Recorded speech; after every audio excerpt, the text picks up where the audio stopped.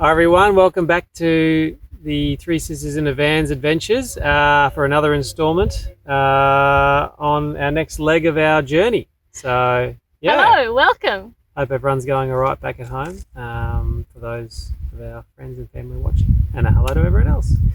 What are we talking about today? We are talking about the Fleurieu Peninsula in South Australia, which was pretty cool. We loved it. We'd made our way up from the south of South Australia and we're heading, to the first kind of major beaches. For us.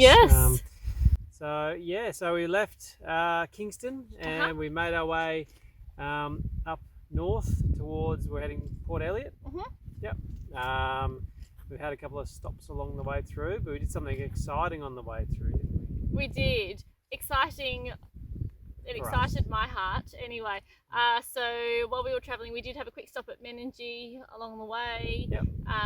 But we also found ourselves in the drive. We were driving past the Coorong National Park area. And so, of course, the thing you just have to do is you have to listen to the classic Australian text Storm Boy by Colin Teely. So we listened to an audio book on that as we were driving through the Coorong. In June, they flattened the sedge, rooted out some of the bushes that had crouched on the top of sandhills for years, and blew out one of the iron sheets from the humping. Hideaway tied wires to the walls, weighed down the roof with driftwood and stones. In July, the winds had lost their senses.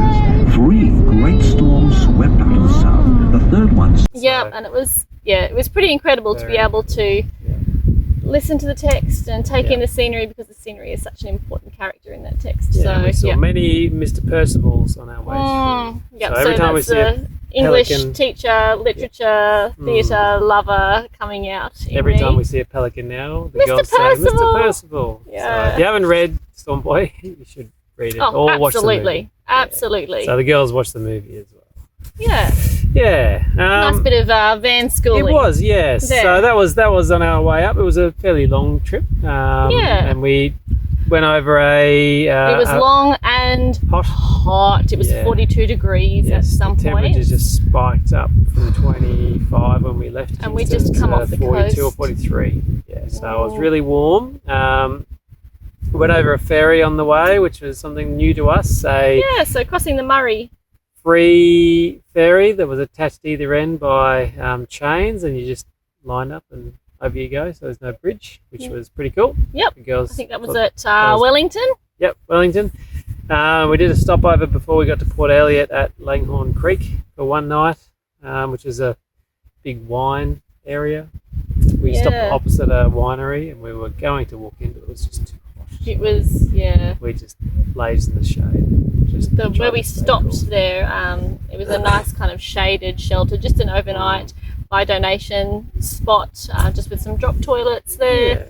But Langhorne Creek. It was nice. Looked lovely. Yeah, we didn't go into the town because, as I said, it was too hot when we arrived. But when we drove through the next day, it was it looked like a really great spot. Beautiful historic buildings, vineyards, cellar doors, nice spot. So anyway, we drove through and made our way to the Fleurieu Peninsula, and probably, I don't know, is it close to say our favourite spot so far on the trip? I think it's pretty close. Elliot. I think it was the first spot where we actually started looking at real estate. So it's always a good sign. It is. That's how we ended up moving to Tasmania. Port Elliot, Victor Harbour area, we absolutely loved. Yes, it was just beautiful there. So we pulled into the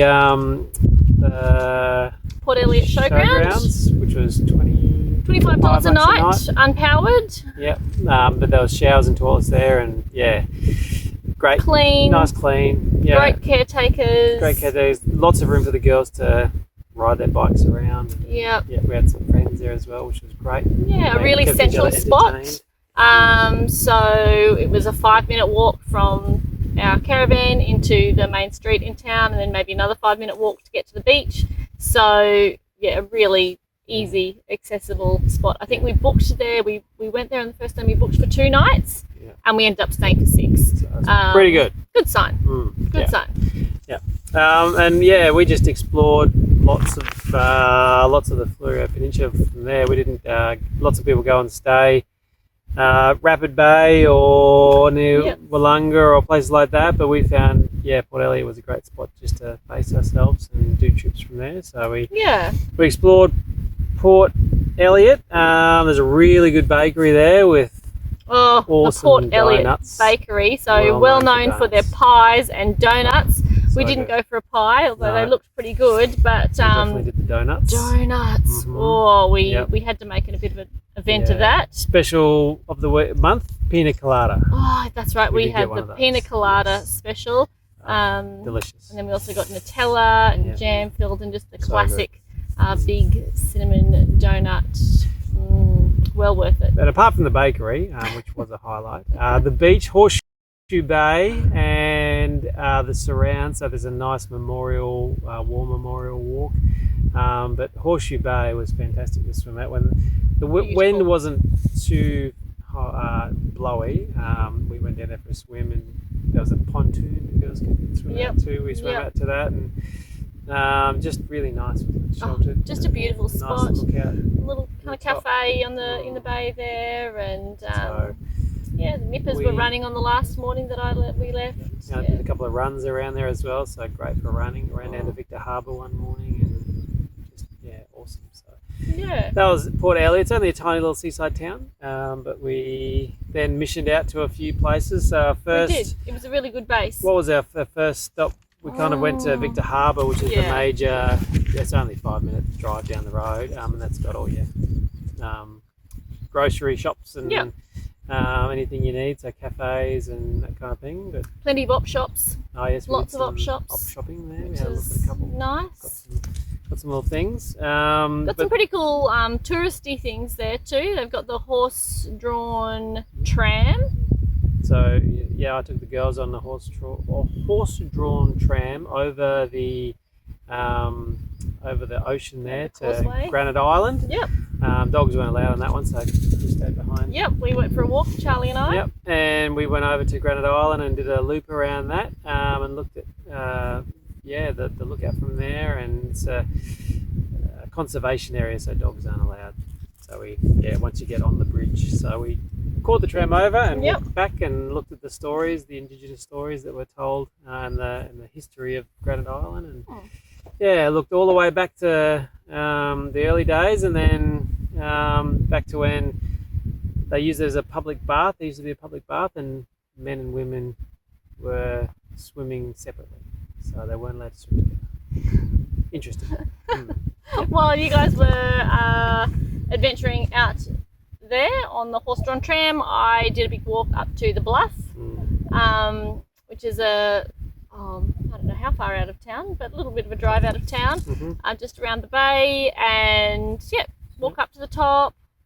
Beautiful views, incredible little kind of secluded spot, which we went back to have a beautiful swim with the girls. And then crystal clear water. It was beautiful. That was great. Stunning. I did a run up the Bluff, which was nice. Good hill. Yep.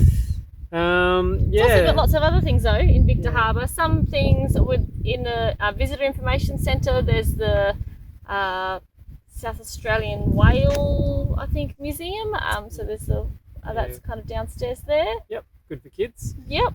To explore. Yeah, we also looked at, but we just didn't end up choosing to do, going on there's a historic train that runs from Victor Harbour all the way up to Goolwa. Goolwa, another setting in Storm Boy. It runs all the way up there. Dogs were allowed on the train if you wanted to take your furry friend, but we were just choosing to do other things. Yep. Yes, but we did drive down to Goolwa, didn't we? We did drive to Goolwa, yes, because that was a pretty cool stop. We heard that there was some great wildlife down there, marine life, so we did go down there one day, and it's only 15 minutes from Port Elliot. Not very far. No, and we went to, where did we go to? We went to the Goolwa Barrage. Yeah, which is a big bridge. It looks it's like a dammy bridge thing, isn't It's a series of locks. Water locks, not padlocks. A series of locks. Yeah. Which the concept is to separate the salt water from the fresh water at the That's where Coorong. they meet. Yeah. The ocean meets the fresh water, the Fresh water, inland yeah. lake. But the wildlife there was awesome, wasn't it? We got there and fascinated by the birds. We did see a beautiful big pelican, which we thought was pretty amazing, and then our eyes adjusted and realised there was a whole heap of seals just lazing about. Full seal colony on the should have called it a bridge on the lock. They were just everywhere. It was incredible. And we saw one jump up and one fall down, and it was amazing. Yeah, it was amazing. Yeah. Like, I don't know, I feel like the experience with the girls was I reckon they could have stayed there for hours. Yeah, they could have. Except Taking it was paints down, closing. They mixing were paint. going to lock us in by the end. We got there late, and I think they closed at 4 or 4:30. Something So like we that. were there about half an hour before closing time. So Yeah. you go if you're ever out that way. Make sure you go early. So Yeah. spend a bit more time watching the seals. They're pretty cool. Even though they weren't doing much, it was just like They were just doing their seal life and having a great old time, just lolling about in the water. yeah. I feel like you go to places, theme park or type places to see this wildlife, and that's pretty cool. Yeah.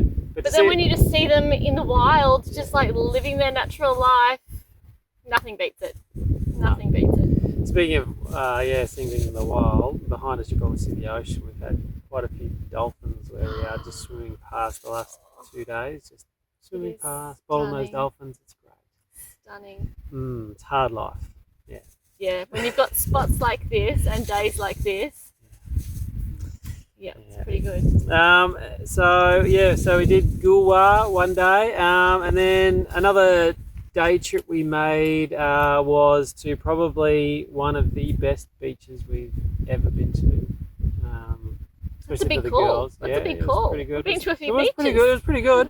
The day we were there, It was stunning when we were there. Port Wollonga. So I've always heard of Wollonga Hill for the tour down under, where Richie Port, I think, is still king of the mountain there. We didn't actually get to that bit, but we drove kind of close to it, and then we went out to the port, which is on the water, and very cliffsidey town. Port Pure Wollonga. kind of white, like then soft sand. When you get down onto the beach, it's just magic. It's just calm. Yeah, not a wave. It was just shallow, flat, clear. Walk out for 100 metres and not be too deep, and it was just perfect. Super clear water. It felt very Mediterranean. Greekish maybe that day with the cliff side, and then also in the cliffs there's some man-made little caves that the fishermen past had hollowed out for their fishing boats to go in. There's the remains of the old jetty there. Just the soft white sand from the limestone cliffs. We could have stayed there all day, but it was warm. We didn't bring our beach tent, but that's where we had our donuts. So made it extra. But we didn't special. take lunch, so we did have to go home for lunch. Yeah. So we did spend the morning there swimming. So Port Wollonga, that was pretty special. Yeah, it was beautiful, just beautiful. Yeah. So that was our day trip. So I think we could have spent. I think we could have spent another couple of weeks there, just lazing about. We could definitely have exploring spent time there. Lots of things we didn't explore, and just enjoying the place. It was pretty cool. It felt a really easy place to be. It was comfortable, it was relaxed, it was accessible. There were enough things for you to kind of do, but it wasn't touristy or busy at all. It just had a really nice feel. Someone we've met once since then has said that that's where it was an older person, a bit older than us by 20, 30 years. That's where we go to retire. So maybe that says something about us we and our personality. Yeah, it was nice and quiet anyway, but it was pretty cool. It was really nice. So if we weren't living in Tassie, that could be a spot where we look at buying a place or renting something there. Although we are there in summer, and we did speak to someone, and we were told that it does get pretty cold. It's cold as Tassie. Oh yeah. Yep. So that's our kind of update on where we are and where we've been. Up next, we are moving away from the coast. Yes, so looking at Adelaide, Adelaide Hills area, Barossa Valley, so that kind of around Adelaide area. Yep. Yeah. Seeing what that's going to store. Looking to buy some wine. That would be nice. Yeah.